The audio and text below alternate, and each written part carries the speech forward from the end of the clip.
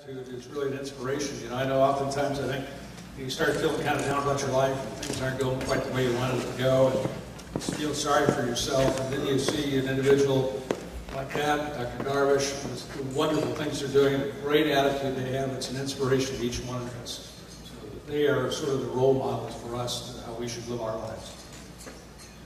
Albert, would you like to join me on the stage again for some additional presentations? And then later, Dr. Suter.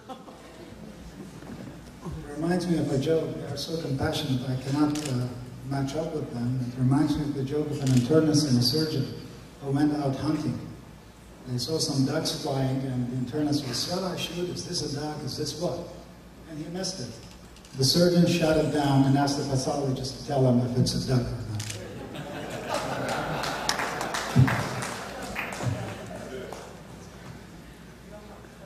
My presentation tonight will be complementary to what Albert has already started. I want to touch upon the international network of professionals, non-profit organizations, and medical institutions that we have developed over the past 2 years.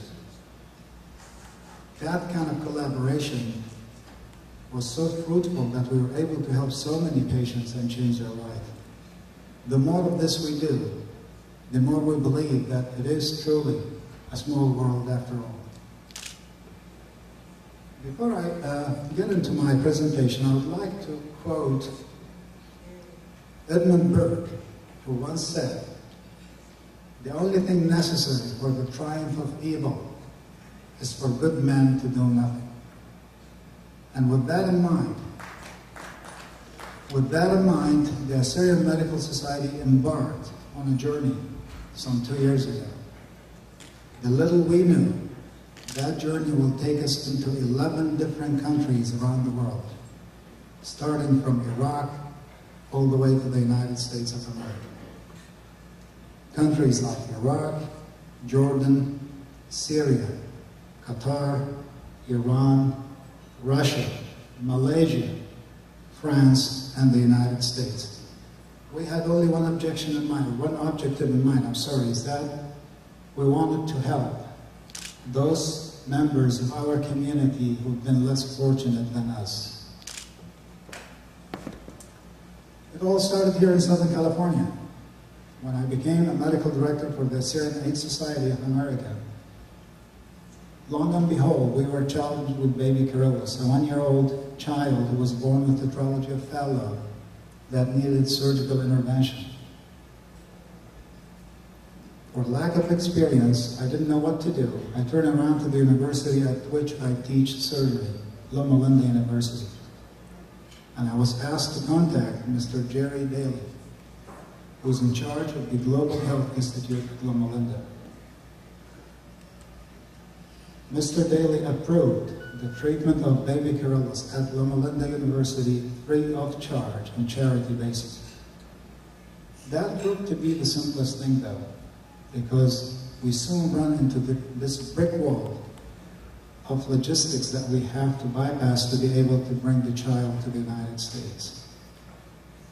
We're so fortunate there are so many wonderful people in this world, you just have to look for them. And I was lucky enough to run into a group of U.S. military people in the Green Zone in Baghdad. I remember Captain Veronica Bruce, Lieutenant Commander Michael Escovel from the U.S. Army in Jordan, and Mary Kay Sefriano, another U.S. military member in Amman. As you know, Baghdad is a war zone. You cannot apply for visas from Baghdad. They all have to go through Jordan, and to get to Jordan, they have to apply a visa. Very complicated process. But we were able to finally, with a collaborative effort between all these people, baby Kyrillos made it to Loma Linda University, and he successfully underwent his cardiac surgery. He's doing extremely well. He's 3 years old. Now they live in Canada. We are also fortunate to have Mr. Jerry Daly and his Associate Director, Jan Zimbold, here with us tonight. Would you please stand up?